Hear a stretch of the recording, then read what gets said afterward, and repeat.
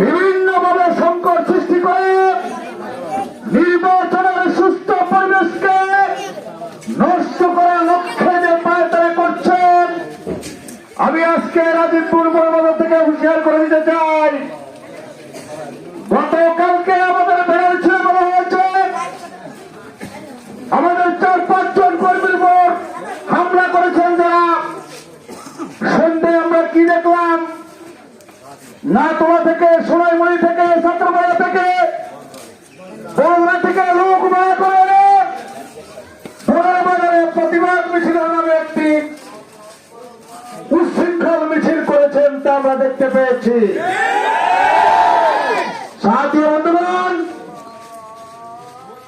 আমি পরিষ্কার ভাষায় বলে দিতে চাই, মাত্র 2 ওয়ার্ড 3 নম্বর 2 নম্বর ওয়ার্ডের লোকজন আমরা সবাই আজকে ধানের শীষের পক্ষে একটি মিছিল করেছি। দেখেন বড়বাজারে মানুষের অবস্থা। বাংলাদেশ জাতীয় দলের মনোনীত প্রার্থী রাজপথে ওয়াকুর সৈনিক